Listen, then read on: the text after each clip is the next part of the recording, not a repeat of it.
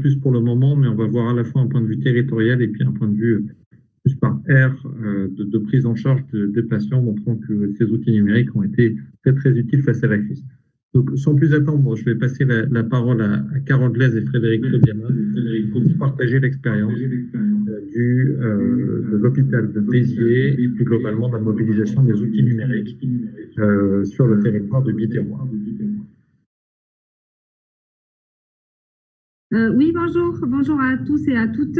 D'abord, ce qu'on a souhaité faire avec le docteur Tobiana, c'est vous présenter le centre hospitalier de Béziers. Donc, c'est un établissement qui suit dans l'Hérault, qui est support d'un GHT, d'un groupement hospitalier de territoire, avec 3 établissements et le centre hospitalier de Béziers, l'établissement support. Donc, on a 1160 lits et places, avec une diversité des prises en charge, puisqu'on a des prises en charge en MCO, en SSR, en psychiatrie, en HAD, en unité de soins de longue durée. On a également des structures en EHPAD et on a une unité sanitaire au sein du centre pénitentiaire de Béziers. Donc nous, ce qu'on a choisi de faire pour cette présentation, c'est de faire témoigner l'ensemble des professionnels et professionnelles qui font de la télémédecine au centre hospitalier. Et donc on a fait un petit film qu'on souhaiterait vous présenter et qui va présenter notre démarche.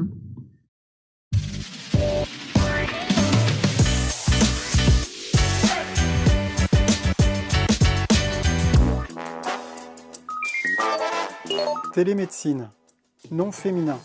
Pratique médicale à distance utilisant les technologies de l'information et de la communication pour mettre en rapport un patient avec un ou plusieurs professionnels de santé dans le cadre d'une téléconsultation ou d'une téléexpertise. Un peu d'histoire de la télémédecine au centre hospitalier de Béziers qui commence à un endroit inattendu. La genèse du projet a débuté en prison. La prison a été construite à Béziers dans les années 2010. L'équipe médicale a de suite voulu éviter les extractions des prisonniers et l'ARS nous a soutenus. Nous allons mettre en situation la personne détenue assez rapidement à disposition du spécialiste qui a besoin de faire sa consultation.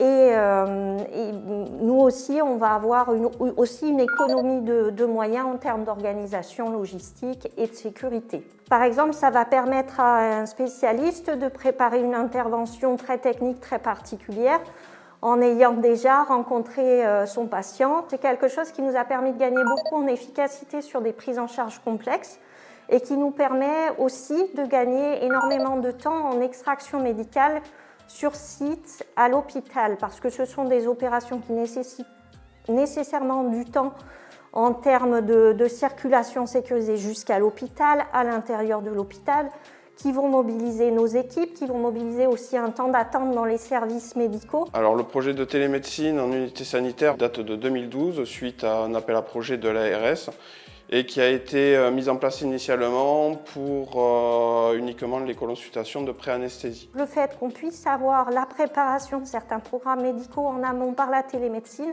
ça va nous permettre de ne pas être trop en surchauffe et de garder une prise en charge qui sera en termes de qualité et de responsabilité pour nous et pour l'hôpital satisfaisante. Nous pouvons assurer à l'heure actuelle près de 10 types de spécialités différentes, aussi bien médicales que chirurgicales, notamment orthopédiques et viscérales. Et sur le plan médical, le type des pratiques va de la téléconsultation à la téléexpertise. On a la chance d'avoir une salle, même maintenant 2 salles qui sont équipées pour la visioconférence. Cela permet d'établir la liaison vidéo-audio avec le patient et le médecin qui l'accompagne. Et en même temps d'avoir accès au dossier informatique, à l'imagerie sur l'ordinateur qui est dans le même bureau. Je voulais insister sur l'importance de la qualité technique de la liaison parce que bien voir, bien entendre, c'est très important pour pouvoir donner un bon avis et une bonne conduite à tenir. C'est très bien organisé parce qu'il y a systématiquement un médecin qui accompagne le patient, qui peut faire un examen clinique si nécessaire. Et surtout, les éléments du dossier médical sont disponibles en totalité. Donc ça nous permet, dans la grande majorité des cas, d'aboutir à un diagnostic et à une conduite à tenir. Cette activité s'est imposée depuis la création de l'UXA avec les patients, la patientèle de la prison. C'était difficile, ça ne s'est pas imposé d'emblée parce que la cardiologie est une spécialité à acte, ce qui fait qu'on s'est orienté directement vers la téléexpertise. Et c'est comme ça que le médecin de la prison, c'est un petit peu les yeux et les oreilles du cardiologue. Et comme ça, on discute du dossier avec l'accord du patient. Et d'un commun accord, on prend des décisions. Est-ce qu'il faut extraire le patient ou est-ce qu'on peut ne pas aller jusqu'à l'extraction pour faire des examens complémentaires? Bon, on commence par le premier patient. Je vais sur sa biologie. Bon, il a une insuffisance rénale, ce patient, hein, je vois.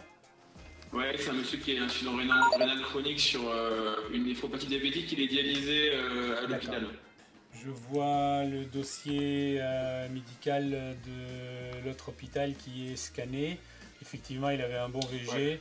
Il n'y avait rien de particulier. Je peux comparer parce que j'ai été durant mon internat donc interne à la maison d'arrêt de Nantes où la télémédecine était moins mise en place. Et on y trouve ici de grands avantages. Surtout pour du coup, les conditions d'extraction. Il faut se rendre compte que les détenus qui du coup sont extraits à l'hôpital déjà ne sont pas au courant pour des mesures de sécurité de la date de l'extraction, donc ils ne peuvent pas spécialement se préparer à cette consultation. On a parfois des refus, c'est-à-dire des gens pour qui on avait demandé des examens et qui, mis devant le fait accompli, refusent, ce qui rend plus difficile la tâche du soin. Donc avec la télémédecine, ça nous permet de à la fois donner le rendez-vous au patient et du coup il sait qu'il sera pris en charge et en plus de ça d'avancer la proximité de ses rendez-vous. Une amélioration significative du suivi des patients a été observée dès la mise en place, ce qui a permis en 2015 à la demande de l'ARS de déployer le même modèle à destination des EHPAD, des centres de rééducation et de l'HAD. Un projet qui était similaire à celui de la prison a été déployé avec des procédures de demande de téléconsultation dans différentes disciplines. Le début de cette expérience de télémédecine a été organisé tout simplement dans le but premier d'éviter le transport des résidents, d'éviter les attentes en salle de consultation et d'améliorer la capacité pour ces résidents de pouvoir bénéficier d'une consultation de médecins spécialistes avec notre centre de proximité de référence qui est l'hôpital de Béziers. J'explique comment ça se déroule, c'est-à-dire il faut que je les mette en lien avec nos informaticiens qui vont leur créer un compte. Autre avantage, c'est aussi de créer des coopérations qui vont, à partir de ces téléconsultations, nous permettre d'avoir des modes d'organisation, des modes de prise en charge des résidents en hospitalier, en programmé, qui peuvent, à partir de ces téléconsultations, tout à fait s'organiser. Il faut un consentement écrit de la part du patient, de la famille ou de la tutelle du patient. Il me faut un minimum d'informations sur son état de santé, ses antécédents, son traitement, une biologie.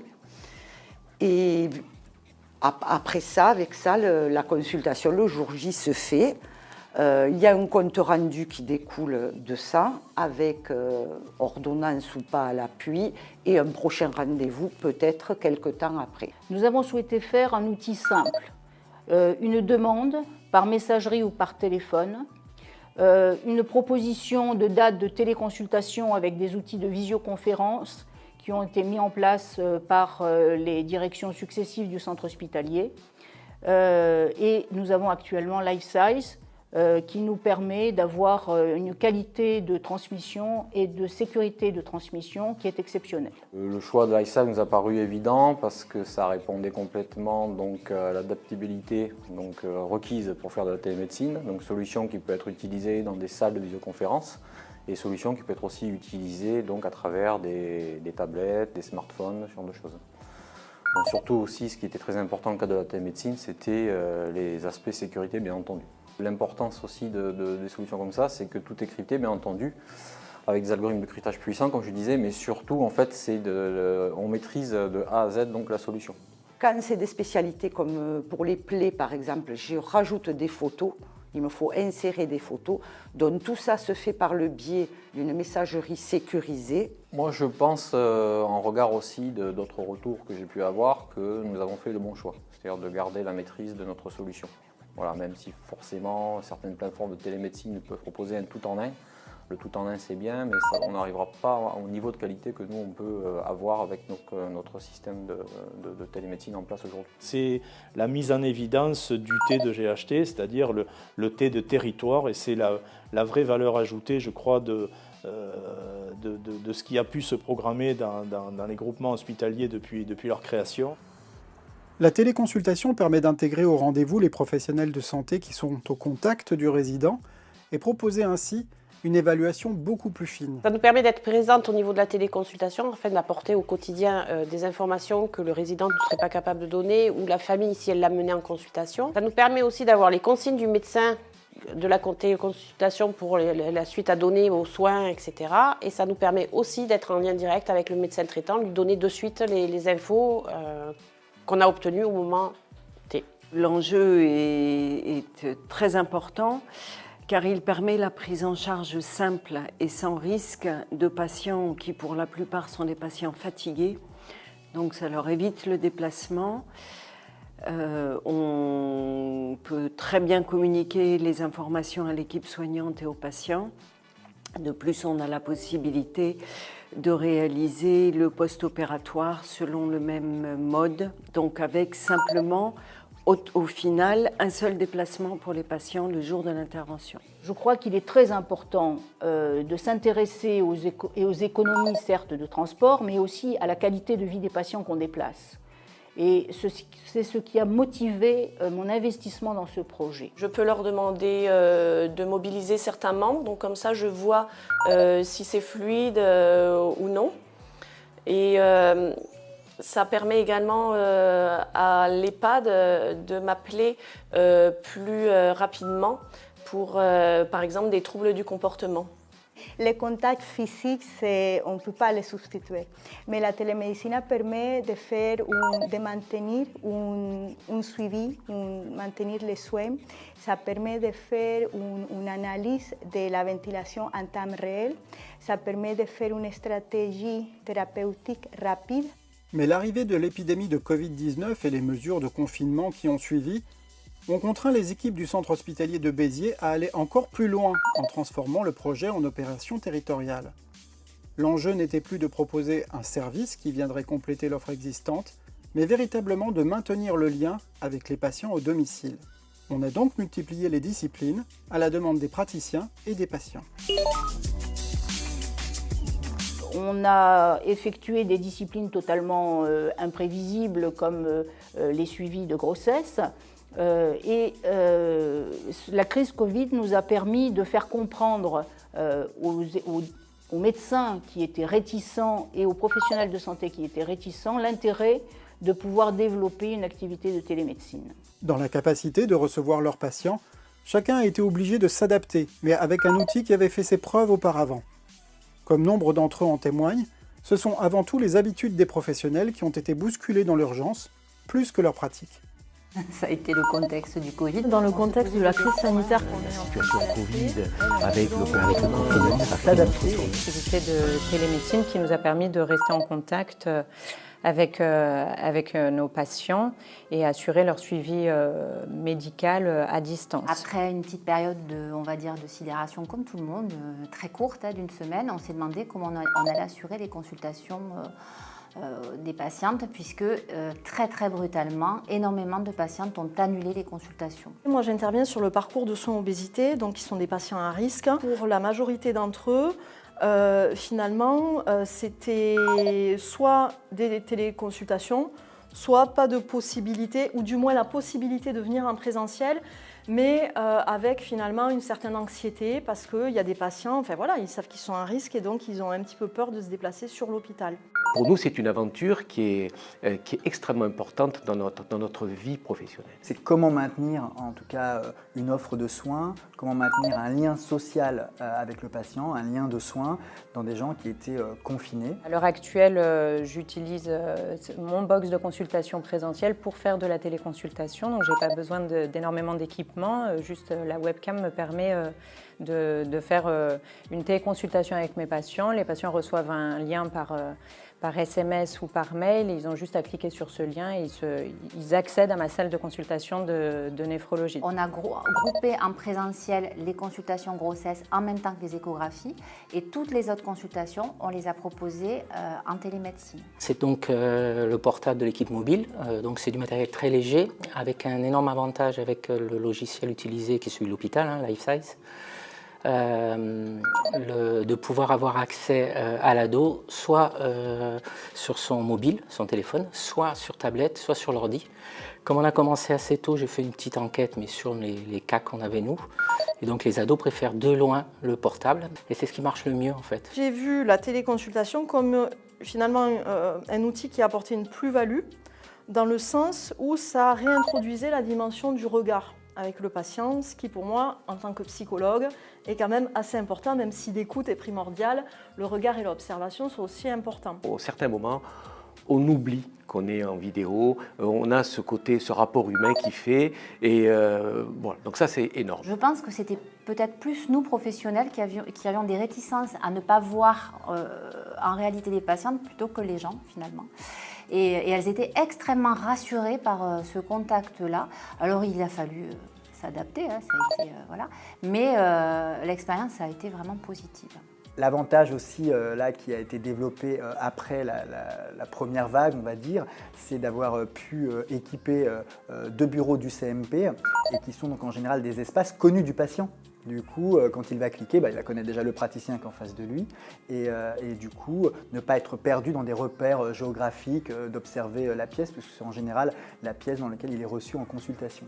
Maintenant que je l'utilise, du coup, et que ça m'a permis aussi de dépasser un petit peu des représentations que j'avais sur la télémédecine qui étaient au final erronées et empreintes un peu de fantasmes. Et finalement, je me suis rendu compte que ce n'est pas du tout ça, qu'il y a tout à fait la place pour les émotions, pour la dynamique de fantasmatisation, pour la relation en fait, qui peut quand même s'établir aussi en téléconsultation. On sait notamment que les patients qui sont les personnes âgées dépendantes sont toujours très perturbés quand on les sort de leur domicile, et le fait de pouvoir les suivre à distance en restant à domicile est un vrai avantage.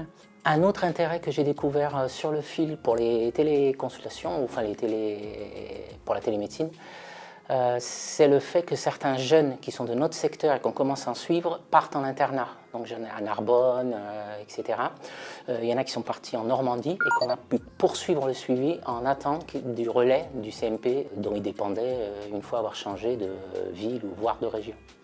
Donc ça, c'est quand même assez intéressant, ça permet de faire des relais, y compris quand les gens sont partis, en attendant de trouver une date de consulte, sachant que pour beaucoup de CMP, c'est quand même 6 mois, 1 an d'attente. On a eu un retour aussi très positif d'ailleurs des médecins généralistes, parce que jusqu'à présent, finalement, ils n'avaient pas trop de retour du suivi. C'est toute une gestuelle, c'est toute une pensée, c'est pas simple, il faut apprendre, on ne peut pas arriver là et dire je fais de la téléconsultation. Qu'en pensent justement les patients à domicile? Je préfère être à la maison, hein. En plus, j'ai une équipe fantastique qui s'occupe bien de moi, qui sont super gentilles. Pourquoi partir? Moi, je trouve que c'est fantastique, la télémédecine. Oui, approchez-vous. Ah oui, c'est joli, hein. Ça a très très bien évolué, hein. Donc on va poursuivre le même traitement et on refait le point dans 1 mois, sinon l'hospitalisation à domicile ou votre infirmière nous alerte avant. Hein. Déjà, on a pris contact avec le médecin traitant et c'est lui qui nous a dit qu'il allait vous contacter parce qu'il avait entendu parler que voilà, ça commençait à évoluer, la télémédecine et la prise en charge des plaies compliquées. On voulait un autre avis, une autre expertise. Tout d'abord, c'est un confort pour le patient. C'est vrai que voilà, ça évite au patient de se déplacer sur l'hôpital. Donc voilà, ça le sécurise aussi.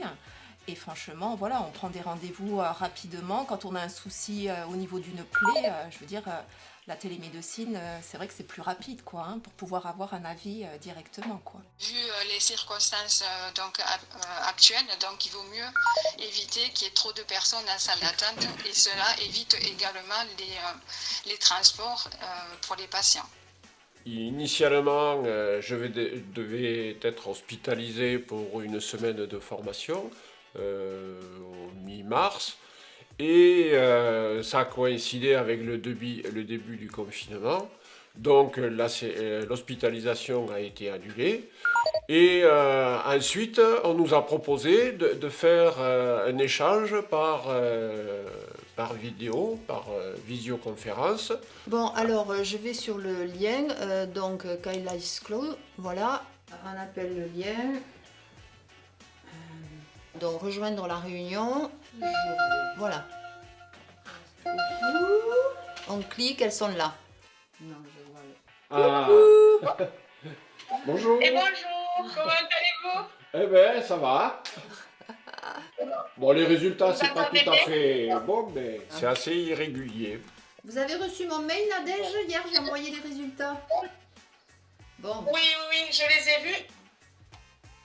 Par contre, je constate toujours que à 6 h du matin, si je suis à 1, une heure après, ça remonte. Alors que j'ai pas... docteur. Bonjour. Bonjour. Grâce à l'équipe, Camille, Nadège, il a pu, lui et son épouse, bénéficier donc, de consultations par visio pour toute l'éducation diététique, l'éducation à l'adaptation des doses d'insuline. C'est quand même très très intéressant et un bénéfice important pour le patient et pour son épouse, je suppose. C'est vrai que ça a été une réelle opportunité de pouvoir faire avec le centre hospitalier grâce au Covid, je dirais, enfin une bonne chose, de ne pas se déplacer parce que ce qui se passe à la maison est tout à fait différent de ce qui se passe dans une chambre d'hôpital.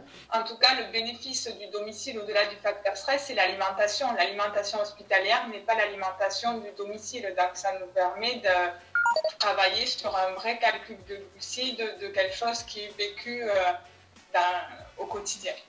Comme monsieur a beaucoup d'activités physiques chez lui et qu'il n'aurait pas pu avoir au sein de notre établissement. Donc, il est vrai que du coup, on est beaucoup plus, c'est plus individualisé et personnalisé. C'est ce genre de consultation en visio. Les médecins ont répondu présents et se sont emparés de l'outil qu'on leur proposait. Mais rien n'aurait pu être fait sans 3 éléments clés. En premier, la volonté commune affirmée de la direction et de la communauté médicale de s'engager dans ce processus. Aujourd'hui, la télémédecine au centre hospitalier de Béziers, c'est 8097 consultations contre 967 au cours de l'année 2019 et plus de 26 spécialités en téléconsultation et téléexpertise.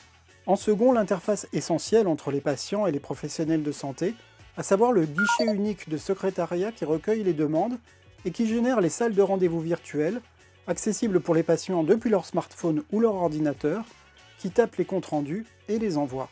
Et enfin, tout le support informatique qui a permis de proposer une solution complètement sécurisée avec les outils qui existaient déjà au sein de la structure. Crossway, LifeSize, messagerie, sans passer par aucune plateforme tierce et sans avoir pour les patients l'obligation de partager leurs données de santé. Et demain ? Je pense qu'il est nécessaire d'avoir les 2 activités, l'activité de consultation présentielle qui est indispensable pour évaluer les patients, mais également l'activité de téléconsultation qui est un plus. Alors c'est vrai que lorsqu'on nous a dit mais il y a une solution, il y a des stéthoscopes intégrés et finalement quelqu'un peut poser le stéthoscope et vous à distance vous entendez s'il y a des sibilants, si ça ronfle, s'il y a un encombrement, s'il y a des signes de pneumopathie, ça c'est fabuleux. Donc stéthoscope connecté pour nous, cliniciens, c'est top. Après si on peut ajouter des explorations fonctionnelles, je vais souffler à distance et moi je vais voir les débits, les volumes, me rendre compte de l'importance de l'obstruction bronchique, du trouble ventilatoire, pouvoir même peut-être le corriger, tout ça c'est également un plus. C'est un accès aux soins qui permet justement d'éviter la rupture de soins pour un certain nombre de patients et il est complémentaire. Jamais le médecin ne pourra s'empêcher de dire « je ne l'ai pas bien vu, je ne suis pas sûr », il faut qu'il vienne. Moi maintenant, ça me permet de faire des consultations que je ne peux pas avoir en présentiel. C'est-à-dire que certaines patientes ne pourront pas venir parce qu'elles sont loin dans certaines conditions, mais vont accepter une consultation de télémédecine. Et donc, Moi, je continue à les proposer de plus en plus pour les entretiens prénataux, par exemple. J'ai pas le stress de l'hôpital. Moi, je me demande pourquoi encore ce n'est pas généralisé. Pour toutes les familles que j'ai pu rencontrer par téléconsultation, c'est un plus. À l'avenir, on ne sait pas s'il n'y aura pas à nouveau des crises comme actuelles ou des événements météorologiques. Dans un monde idéal, dans le monde des bisounours, tous les patients auraient un domicile connecté avec un outil facile à utiliser. On pourrait se connecter, même faire des conf calls avec le médecin traitant, avec l'infirmière à domicile, avec la famille, ce qui permettrait d'optimiser la prise en charge, de lancer une consultation présentielle au moment opportun, selon l'état clinique du patient, selon son comportement, selon son état thymique, et donc d'optimiser la prise en charge en associant les deux prises en charge médicales, présentielle et télémédecine. Et s'il fallait résumer le projet de télémédecine en un mot? Pertinence? Un mot, c'est grisant. Une bonne activité d'avenir. C'est un vrai travail.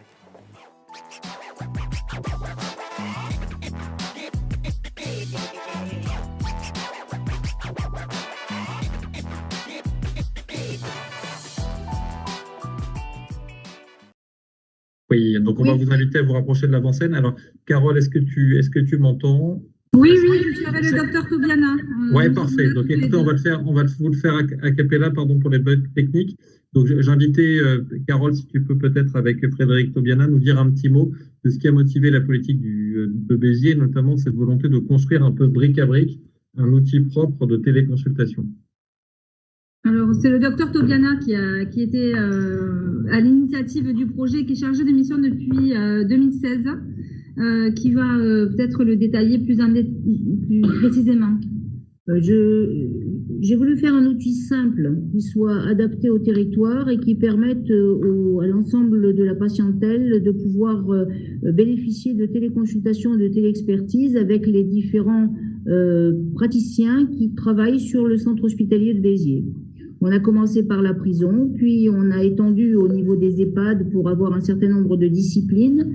Il est vrai que la crise Covid nous a permis de développer des disciplines qui étaient parfaitement inattendues, comme les suivis de grossesse et plusieurs pathologies chroniques qui ont pris maintenant l'habitude de pouvoir bénéficier de cette offre de soins. Ensuite, donc juste quand on a donc ce dispositif a été construit en plusieurs étapes au centre pénitentiaire, ensuite avec les EHPAD et pour résumer, comme on avait la structure qui était totalement prête quand on a dû faire face à la crise sanitaire Covid, l'ensemble des praticiens qui avaient été sensibilisés à l'intérêt de la télémédecine s'est de suite engagé de façon très importante dans le dispositif. Et ce, sur toutes les spécialités confondues, ce qui est quand même l'originalité de notre établissement. Il est vrai également que dans cette vidéo, qui j'espère pourra être diffusée, il y avait un témoignage de plusieurs professionnels de santé. Donc peut-être vous avez vu le chirurgien orthopédique, il y avait aussi les endocrinos, il y avait le néphrologue, il y avait les psychiatres et les pédopsychiatres, donc les gériatres qui se sont vraiment appropriés l'outil pour faire bénéficier leurs patients de ces échanges. Et l'idée, c'était de ne diffuser aucune des données de santé des patients à l'extérieur de l'hôpital. Donc, l'outil utilise soit la messagerie sécurisée, soit un accès web sur l'hôpital pour pouvoir échanger les données médicales. Et tout est archivé sur le dossier patient hospitalier. C'est le travail de la secrétaire de télémédecine. C'est un guichet unique. C'est un peu quelque chose qui est un peu spécial au centre hospitalier, en tout cas. Je ne sais pas si d'autres établissements l'ont mis en place. Et comment ça s'articule par rapport à l'offre de services et de spécialités de l'hôpital? Est-ce que c'est venu en additionnalité ou en substitution de certaines activités en présentiel? Absolument pas en substitution. C'est une activité qui est tout à fait complémentaire. Et l'ensemble des praticiens qui l'utilisent régulièrement essayent de cibler les patients qu'ils souhaitent voir en téléconsultation en fonction de leur pathologie, en fonction de la difficulté qu'ils ont à se déplacer sur l'hôpital ou de la nécessité de venir ou pas sur l'hôpital. Donc l'ensemble des praticiens ont mixé les deux activités. Il n'y en a pas du tout qui ont transformé complètement une activité présentielle en activité de télémédecine. La téléexpertise fait aussi beaucoup partie de la prise en charge, puisque certains praticiens essayent de répondre aux demandes des professionnels de santé ou des médecins traitants ou d'autres collègues par l'intermédiaire d'un échange en compte-rendu de téléexpertise. Nous avons essayé de respecter exactement toutes les données de l'HAS sur la prise en charge de la téléconsultation et de la téléexpertise avec les données sécurisées, avec un accueil qui est confidentiel, on va dire, pour la prise en charge, pour éviter le bruit ou pour éviter les interruptions de consultation. On utilise un outil de visioconférence qui est parfaitement crypté et dans cette vidéo, l'informaticien précisait effectivement les données informatiques de sécurité de cette vidéo. Ensuite, on a 24 spécialités à l'heure actuelle qui sont disponibles sur le centre hospitalier depuis le début de l'activité. Et donc, durant la crise Covid, c'est vrai que cette expérience et cette organisation qui était mise en place a été quand même largement bénéfique. On a pu développer en télémédecine des ateliers, par exemple, d'éducation thérapeutique sur la diabétologie, enfin l'endocrinologie. On a pu faire des suivis de grossesse aussi en télémédecine grâce justement aux dispositifs qui existaient. Et en psychiatrie également, il y a eu un suivi tant en psychiatrie adulte qu'en pédopsychiatrie. Et donc dans le film, les médecins qui ont été interviewés expliquaient les apports de la télémédecine sur le suivi et notamment le fait que certaines activités de télémédecine se réaliser directement dans leur bureau, donc ce qui permettait pour le patient de voir un cadre réconfortant. Sur nos activités d'éducation thérapeutique, ce qui a été relevé par les patients justement qui en ont bénéficié, qu'on avait fait témoigner dans le film, c'était qu'ils étaient... Je vais demander à Carole peut-être une dernière question. Quel soutien est-ce que vous avez reçu ou pas des autorités de tutelle, de l'ARS, des collectivités locales? Comment ce projet de télémédecine territorialisée s'est inséré dans son environnement local? Donc ça, c'est un peu la difficulté aujourd'hui, c'est-à-dire que le projet, comme c'est un projet assez simplifié, on va dire, d'organisation, ça ne passe pas par une plateforme de télémédecine. On a, notre propre support. Alors là, tout est en train de repasser. C'est une catastrophe.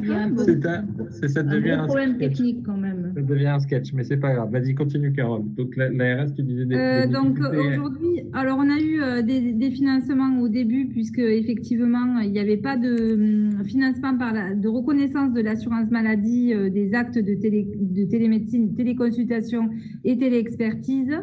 Donc il y a eu un financement starter qui a été donné à l'établissement, mais pas vraiment d'accompagnement, j'allais dire organisationnel, puisqu'il y avait une autre plateforme qui était développée mais qui n'a pas vraiment été déployée au niveau du territoire. Donc aujourd'hui, nous, on a pris le parti, et ce d'autant que la télémédecine est maintenant rentrée dans le cadre commun. Donc, on a pris le parti d'organiser cette activité comme on organiserait une activité consultation non féminin. Ce qu'on disait quand même, le film concluait en fait sur un passage de patients qui trouvaient un réel apport à la télémédecine, parce que ça permettait aussi de les évaluer dans leur environnement quotidien, j'allais dire, de vie, Notamment, on a un patient qui était pris en charge dans le cadre d'un projet d'éducation thérapeutique. Et il expliquait vraiment que, par exemple, le fait de se nourrir à domicile et de pouvoir avoir son activité physique permettait d'avoir une évaluation différente d'une prise en charge en hospitalisation 2 semaines, puisque c'était l'alternative qui lui était proposée. Avec donc moins de stress pour le patient et selon lui une prise en charge qui était quand même adaptée à son état de santé. Très bien. Ben, écoutez, merci. Je pense qu'on a compris. Peut-être juste, David, on avait prévu 2 diapos pour finir parce qu'on voulait élargir le sujet parce qu'aujourd'hui, c'est vrai que dans notre activité, elle est passée en fait de 980 actes à peu près l'année dernière, donc en 2019, à presque 10 000 donc cette année. Donc on a multiplié par un peu plus de 10 notre activité de télémédecine. Tant sur la partie d'expertise qui est quand même pas mal faite sur des disciplines qui actent, notamment comme la cardiologie. Et ce qu'on voulait dire, c'est que là, notre souhait d'évolution et nos perspectives d'évolution, ce sont notamment tout ce qui concerne les outils connectés. D'une part, parce que c'est vrai qu'on est convaincu qu'aujourd'hui, on peut améliorer les prises en charge en télémédecine, notamment par exemple en pneumologie. Alors, Dr Tobiana en parlerait mieux que moi. Je pense qu'effectivement, dans cette vidéo, vous auriez entendu parler le pneumologue qui a complètement adhéré à cet outil et qui espère justement par l'intermédiaire de stéto connectés et de FR connectés pouvoir donner un avis à distance. Et il disait que dans la prise en charge du patient, quelquefois il oubliait qu'il était en vidéo parce que le lien humain était maintenu. C'était également ce que disait la psychologue qui suit la filière bariatrique, où beaucoup de gens qui avaient des idées reçues sur ce que pouvait être la télémédecine ont vu ces idées s'estomper par les échanges qu'ils ont pu avoir avec leurs patients.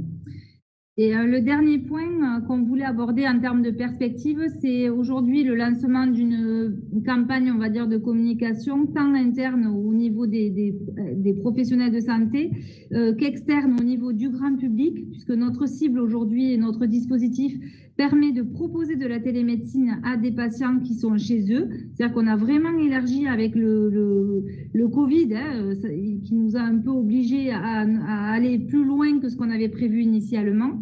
Et une campagne externe aussi de communication, d'explication de comment fonctionne la télémédecine à destination des professionnels de santé du champ ambulatoire.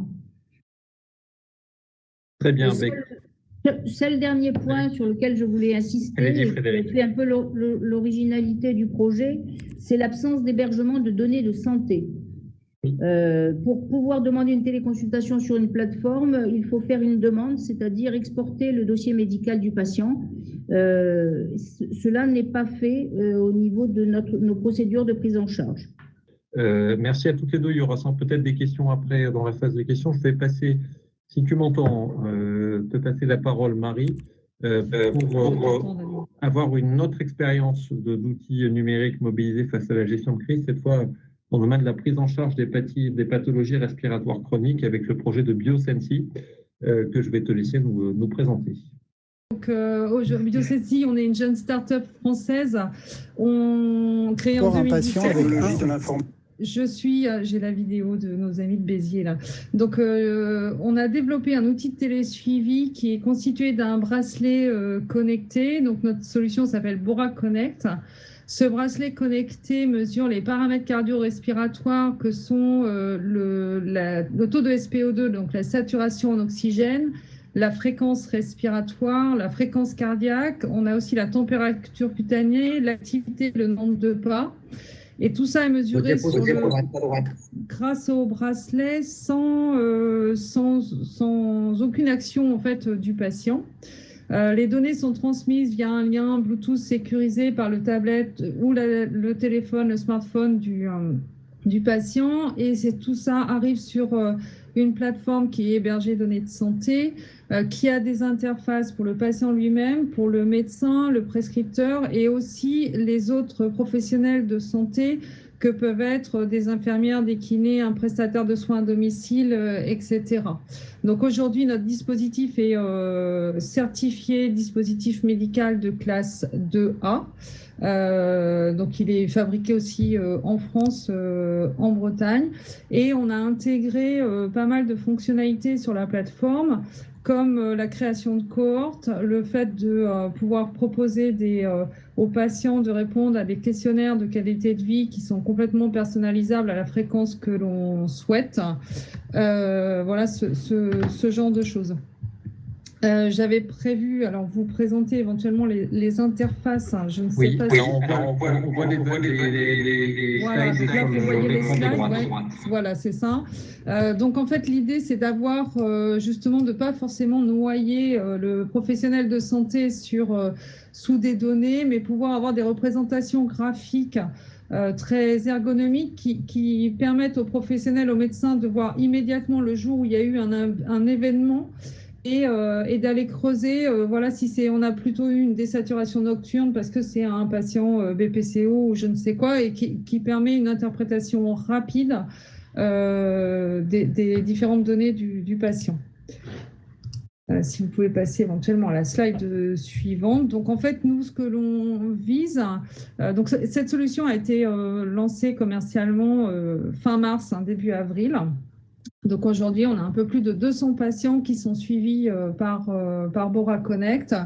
On s'adresse aux insuffisants respiratoires chroniques de manière très large. Donc on a des BPCO, etc. Puis évidemment, en fait aussi, on suit des Covid, alors, chose qu'on n'avait pas forcément anticipée, mais en particulier pour le retour à domicile ou pour les patients Covid qui sont sous oxygénothérapie et aussi au cardio-respiratoire. Donc par la souplesse de notre plateforme et de la structure, on peut s'intégrer parfaitement aux différents parcours de soins avec les différents interlocuteurs, avec pour objectif de faciliter le retour à domicile, tout en apportant une sécurité, un sentiment de sécurité pour le patient, une surveillance pour le professionnel de santé qui peut voir des éventuelles dégradations et ainsi en fait agir avant une hospitalisation en urgence, une nouvelle décompensation ou autre.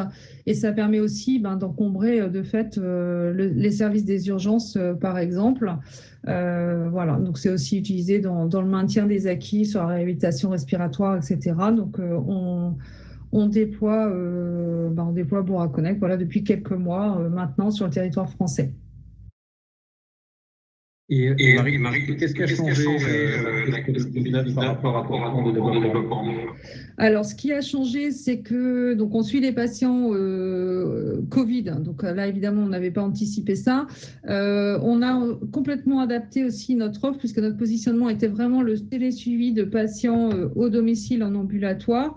Et en fait, on a eu la demande de services de pneumologie ils ont souhaité suivre des patients Covid au sein de l'hôpital, puisque pour des patients sévères, pas forcément en réanimation escopée, mais un peu voilà, dans des services de pneumo plus classiques, porter un bracelet permet d'avoir une SAT tous les quarts d'heure, de faire ce suivi sans pour autant exposer le personnel soignant et imposer au personnel de rentrer dans la chambre du patient pour avoir ces données. Donc en fait, du centre de soins, ils pouvaient voir les patients, rentrer dans la chambre quand nécessaire, se changer. Donc ça leur a permis de gagner du temps. Ça leur permet encore d'ailleurs, dans les établissements qui l'utilisent, de gagner du temps et puis d'être de le consacrer sur des soins à plus forte valeur ajoutée qu'une mesure de SAT et de fréquence respiratoire, par exemple.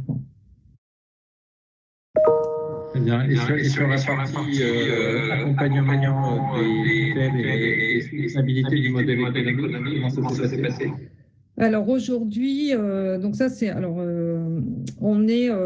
y a une initiative qui a été prise par le Digital Pharma Lab qui a créé la coalition Innovation Santé. Donc on a répondu à cet appel à projet. On fait partie des 3 premiers lauréats. Donc on a eu des financements. Alors du coup c'était pas institutionnel, c'était des laboratoires pharmaceutiques qui ont pour favoriser le déploiement de Bora Connect, qui nous ont financé certaines solutions. Donc et aujourd'hui, on commence à avoir des intérêts d'ARS, mais pour l'instant, ça reste honnêtement très timide. C'est surtout du financement privé que l'on a, soit par des prestataires de soins à domicile, soit par les laboratoires pharmaceutiques. On commence à en avoir quelques-uns d'hôpitaux de financement par des cellules Covid, en fait, pour le suivi à domicile ou intra-hospitalier, mais c'est le début aujourd'hui. La difficulté qu'on a eue très concrètement, c'est qu'avec un lancement commercial en début avril, en pleine période de confinement, je pense qu'on a probablement eu un déficit de communication aussi, malgré la visibilité de la coalition, mais que évidemment les pneumologues étaient assez peu disponibles pour beaucoup de choses comme l'innovation. Enfin, comme pour nous recevoir déjà. Voilà. Très bien. Un grand merci, Marie. Oui, deux expériences distinctes mais complémentaires sur à la fois la dimension hospitalière et territoriale d'une part et d'autre part un projet plus technologique et industriel. Alors, je vais essayer de me tourner vers la salle maintenant pour voir si vous avez une série de questions pour nos intervenants. Avec un commentaire de Nesrine Benyaya sur la question du démarrage pendant la crise, c'est déjà un challenge. Et puis une question de Marina Rodenas, qui était plutôt à destination de nos amis de Béziers. Aujourd'hui, écrit Marina, chacun s'organise sur un territoire donné. Demain, est-ce qu'il faut un outil unique national ou est-ce qu'il faut plutôt des organisations locales? En termes de méthode, Carole et Frédéric, est-ce que finalement l'approche à partir du terrain en essayant de l'extrapoler derrière, est-ce que c'est pas finalement la meilleure? Sur la question d'un outil national ou d'un outil local, pour moi la réponse c'est un outil local. Parce qu'on a une réponse territoriale à donner et que dans la mesure où l'informatique n'a pas été développée sur le plan national au départ, qu'il n'y a pas d'interface faite entre les différents logiciels de tous les hôpitaux de France, je pense qu'il est nécessaire pour chaque hôpital de pouvoir s'organiser localement avec le tissu local des praticiens et le tissu local des patients. Donc, il est vrai que l'organisation locale me paraît plus appropriée qu'une organisation nationale. Après, il y a aussi un T de territoire, comme l'a dit le directeur d'une EHPAD. Je laisse la parole à Carole Glaise. Non, mais c'est ce que j'allais dire. En fait, effectivement, nous, quand on présente le dispositif, notamment aux établissements médico-sociaux, ce qu'on leur explique, c'est que on n'a pas vocation à être en concurrence avec des plateformes nationales ou spécialisées, puisque nous, notre objectif, c'est vraiment le parcours patient. C'est-à-dire que l'objectif, c'est que les patients qu'on va prendre en charge dans le cadre de la télémédecine sont des patients après qu'on prend en charge concrètement à l'hôpital. On n'a pas vocation à aller sur le territoire de Montpellier ou sur le territoire de l'Aude. L'objectif, vraiment, c'est un projet territorial. Ce n'est pas un projet qui a une vocation nationale. Très bien. Et peut-être, Marie, un commentaire sur cette approche-là, plutôt du point de vue de l'innovation technologique, partir du terrain et généraliser après? Alors nous, on a plusieurs expérimentations locales, comme on fait partie du projet IMEUS, par exemple, où justement on travaille complètement l'interopérabilité entre les différents acteurs avec pour but de pouvoir faire un déploiement national et de s'ouvrir à tous.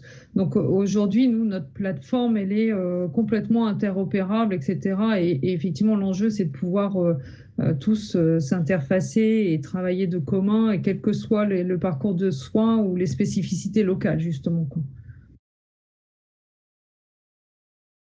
Très bien.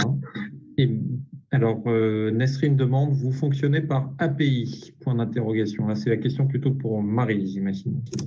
Oui, on fonctionne, on a une solution complètement verticale quand nécessaire et on fonctionne aussi avec des API et on a entre autres un projet qui est en cours de développement en Île-de-France avec des structures EHPAD où on livre les données, les mesures que l'on remonte et c'est la plateforme de notre client qui est utilisée. Très bien. Merci de cette réponse. Eh bien, s'il n'y a pas d'autres questions, on va pouvoir remercier nos intervenantes. Merci pour la clarté de vos propos, malgré la technique. On a compris vos messages. Je pense que ça montre toute l'inventivité des professionnels pour utiliser ces outils numériques face à ce contexte de crise. Donc un grand merci à tous pour cette session. Au plaisir de vous retrouver sur de prochaines sessions du congrès SFSD. Je ne doute pas que la technique va s'améliorer au fil de nos sessions. Très bonne fin de journée. Merci David. À bientôt.